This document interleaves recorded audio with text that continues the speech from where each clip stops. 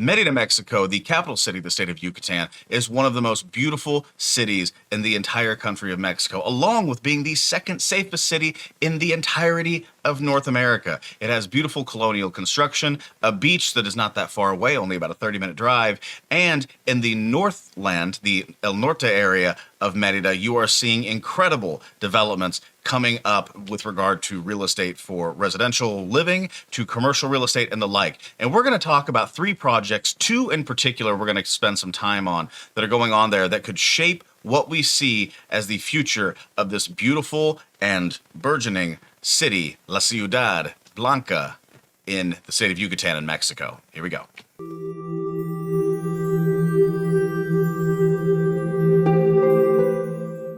So for those of you who are new to the channel, my name is Alexander Howell, and we focus on travel and real estate for the most part, and most especially for about the last year and a half, we have been talking about the beautiful city of Merida and the state of Yucatan in general, with its amazing beaches to the north that looked out to the Gulf of Mexico, the largest pier in the world in the city of Progreso, and then south of there, inland, the wonderful and storied history of the city of Merida, Mexico. Now, the video that we're going to talk about today is actually a little bit different because rather than talking about the colonial buildings and renovation of property like you can see in several of our others on this channel, which, by the way, if you like the content, please feel free to like and subscribe to the channel and hit that notification bell. That will let you know anytime that one of my videos goes live. But getting back to it, there are several projects that the state of Yucatan, but especially Merida, Mexico, has going on right now that show the modernization of the city. Now, we've already seen that with projects like the Harbor Mall. We've seen that with, even buildings that you and I would recognize anywhere in the world, like a Costco, like a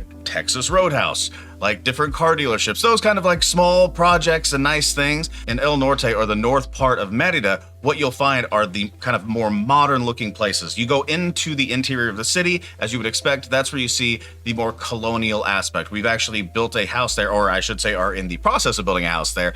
But these projects, I think, are going to shape the city. So let's quickly get to this first one. So let's bring up pictures. Boom, there we go. And I look down here because that's my monitor, where they aren't. Anyway, so right now what you're seeing is a building called The Sky. Now, it is currently under construction in its very beginning stages, and it is supposed to be completed in 2023, so not too far off. Now, according to the website, this is a mixed-use building, meaning there could be residential facilities, but they have a ton of other features. And if you actually go to their website, thesky.mx/en, if you're an English speaker, but thesky.mx, you'll see all of the pictures that you're seeing now of this beautiful, beautiful building, including renderings of some of the interior spaces. There's a bar that overlooks the city of Merida. There is medical facilities. All kinds of different things are planned. And actually, if you go to that website, I believe that you can invest in the building. But check it out. I was a little confused about it. Download the brochure if you want to enjoy. I'm not giving investment advice. I'm just saying it's going to be pretty cool. But it is a 36-story, 500-foot tall skyscraper, and it is actually being billed as the first skyscraper in this area of Mexico, in the state of Yucatan, in Merida, and actually, I believe, in the southeast corridor of Mexico. So this wonderful, beautiful building is, in my opinion, going to be a fantastic sight for people all throughout the city. Because the state of Yucatan is very flat, you should be able to see that from almost anywhere throughout the city if you're on a roof that's just a little bit above your neighbor's roofs. But one of the things that we're going to see with this, I think, at least this is 100% my opinion, is what we're going to see with this building is a portal into the future. And I don't want to sound overly dramatic, but what I mean is this building could basically set the tone for what construction looks like in the future. And actually, going back to a Yucatan Times article from 2019, it was actually said by the governor at that time, basically saying that adding stories up top makes it more efficient with the footprint of the city. Now, there are going to be people that like that hate that. But what we're going to see, in my opinion again, is what the future is going to look like with regard to construction, especially in the Northland. Now, in the colonial area, there are definitely protected areas where you would never see a construction project like this. But we already see some high-rise apartments, some taller buildings, and again, a focus on making things a little bit more vertical. Now, in the last few years, they've also said that there's going to be a ton of neighborhoods developed. They're trying to increase the total new homes here. And back in that 2019 article, they said by about 25,000 units. So 25,000 new homes means more jobs need to be had, which might mean that something like corporate facilities and things of this nature may be transferred into this building. Again, this is all speculation, but it is something that I think we see with this project. If this succeeds, people will copy success. We see that all over the globe. So if this one succeeds, expect to see more skyscrapers in Merida, whether you like it or not. I don't know how that sounds. But again, if you want to do some more research, I'm going to actually put a link right here to a YouTube video from a different channel where it goes over the sky and shows you some pictures, shows you some of the things that the governor said at the time, and they show you where they were at the time of the video. Now, that's not where they currently are, just at the time. So I'm gonna, again, provide the link up there. You check it out, tell me what you think. Also in the description down below, I'll make sure to put a link to the actual website so you can look it over. And again, if you want to invest in the first skyscraper in Southeast Mexico, be my guest. But that's not investment advice. All right, getting to the second project. Now, the second project that I want to hit on is a stadium that was proposed that would be a both soccer and baseball stadium, just a mixed-use stadium, but it would also be in the north area, which would be a little bit more modern. And a New York firm basically said that they were going to invest billions of dollars into this beautiful, modern stadium.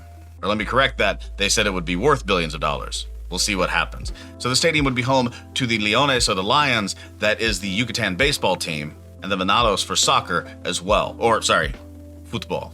I should get that right for everybody who's watching this and yelling at me because I'm from the US and football's football.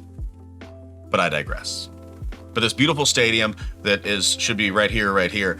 But that beautiful stadium is one thing that I think, again, is a beautiful thing that will show what the future of Merida is going to look like, how many people are going to it, how many people are using it. So with both of these projects, one thing that I did want to hit on, and it's the same with the third one as well, is what happens to the infrastructure around these areas.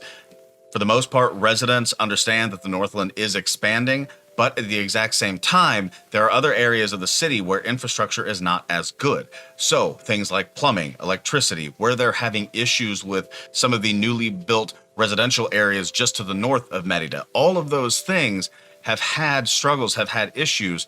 And so many people that are residents of these areas are wondering how, if we cannot handle that infrastructure, are we going to handle these large scale projects, especially if those projects are successful and we need more in the future, or we want more in the future, or we're just going to get them whether we like them or not in the future. And I think that that is a wonderful question to ask and is far beyond my pay grade, because the fact of the matter is I'm not an expert in that type of engineering. My goal is to bring these to you and say, here are the things that are going on. Here's the positive, because new soccer stadium, new football stadium looks amazing. The first skyscraper in Southeast Mexico is in the city of Merida, which I think is an amazing pin to have in your cap. But at the same time, people are going to wonder, what does this mean if we can't handle X, Y, and Z first? You have to handle those things in order to bring something like this to term. Now, all of that being said, one thing that you see in growing cities and populous cities and in cities that are looking like great investment centers are major projects like this. We see this across the coast with the different condos and houses that are being built or refinished. We see this in the colonial area of Merida, where people like me are purchasing and renovating homes with the likely goal to live in them in the future. Mine might take a few years, but we are definitely planning on living there, redoing a home that was not beautiful and making it beautiful yet again. Projects like this are what we're going to see if that kind of growth, if that kind of interest in Merida continues.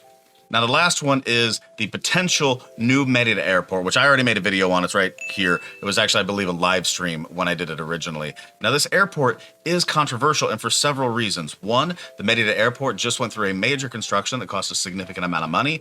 And even with COVID, they're still at just over half capacity for that airport. Now with COVID, it definitely drug the numbers down, but pre-COVID, even when you look at the growth, they're still not using the amount of facilities that they have available with the flights that they currently have. So one controversy is that there's a potential issue with investment right now when they could be doing other things like the infrastructure that we just talked about. Now, the other controversy is one of the last proposals that came out was that the airport would be about half an hour outside of the city. Now, Merida's current airport is in a fantastic location. It's about center south of the city, and you can pretty much get anywhere in just a few minutes' time. That being said, some people prefer it being a little bit further out of the city, thinking that all of that land that's currently used by the airport can bring in services to the underserved south side of the city that are desperately needed. However, when you think about the current investment, when you think about the fact that it's already functioning properly, what is the need to move it so far away if what it is doing now is working out just fine? Now, again, that's not up to me, but just something to think about when you guys go out and probably do your own research and something like that. Just wanted to bring it up because that is going to be a conversation that happens all over with each of these projects.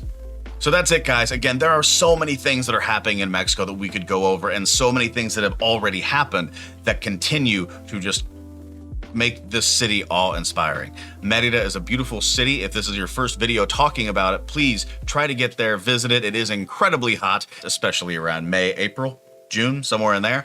But it is a beautiful city. It's a very fun place to go. And that's where we're basically planning on retiring as well, and the house is already under construction. And if you would like to see that video and more, again, please feel free to like and subscribe to this channel. I try to post videos once a week. Had a couple of things, the last 2, that have slowed me down on that, but I try to post a video at least once a week. We're going to move up to 2 because we also have the membership stuff here to make sure that those people that are members of this channel or Patreons get a little bit more content too. So down below, if you want to hit those links, check those things out. Please feel free. Again, my name is Alexander Howell. I very much hope you enjoyed this episode about the major projects going on in Mexico, and as always, peace.